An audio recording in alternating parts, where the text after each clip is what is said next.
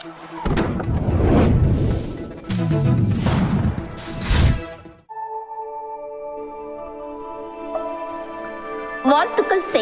செய்திகள் வாசிப்பது கீதா.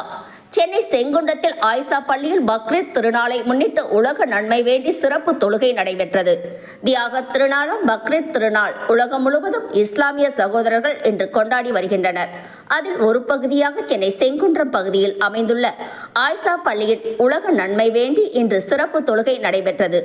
இதில் வருகின்ற காலங்களில் மழை, வெயில் போன்ற இயற்கை சீற்றங்களில் இருந்து மக்களை காத்திடவும், எதிர்காலத்தில் நோய் நொடிகள் இல்லாமல் அனைவரும் நல்வாழ்வு பெறவும் பக்ரீத் திருநாளாம் இன்று இந்த சிறப்பு தொழுகை நடைபெற்றது.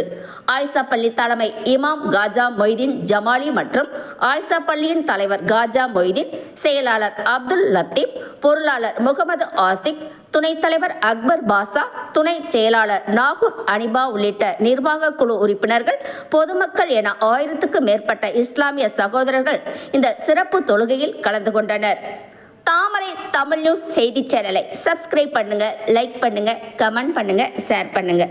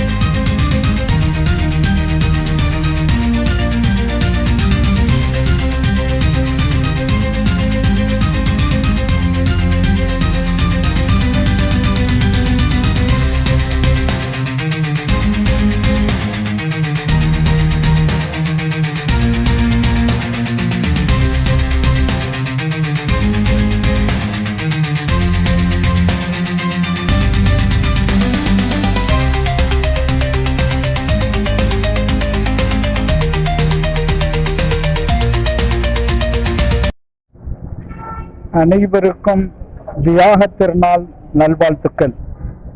சுமார் 4500 ஆண்டுகளுக்கு முன்பு வாழ்ந்த இறை தூதர் இப்ராஹிம் அலைஹிஸ்ஸலாத்து வஸ்ஸலாமுடைய தியாகத்தை ஞாபகப்படுத்தக்கூடிய நாள். அவர் இறைவனுக்காக வேண்டி எந்த தியாகத்தையும் செய்ய முன்வந்தார்.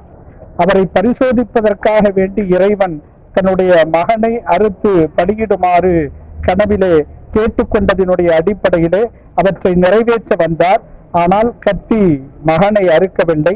அந்த நேரத்திலே ஜிப்ரீல் எனப்படக்கூடிய ஜிப்ரீல் அலைஹிஸ்ஸலாத்து வஸ்ஸலாம் அவர்கள் ஒரு ஆட்டை கொண்டு வந்து கொடுத்தார்கள். எனவே அந்த ஆடு அறுக்கப்பட்டது.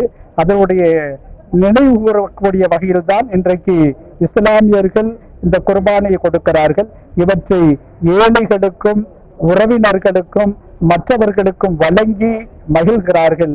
எனவே இறைவனுக்காக வேண்டி எந்த தியாகத்தையும் செய்ய முன்வந்தது போன்று நாங்களும் அந்த தியாகத்தை நாட்டுக்காக, சமுதாயத்துக்காக, அனைத்து துறைகளிலும் செய்ய முன் வருகிறோம் என்பதை இந்த நேரத்திலே நாங்கள் இறைவனிடத்திலே துஆ செய்து கொண்டோம்.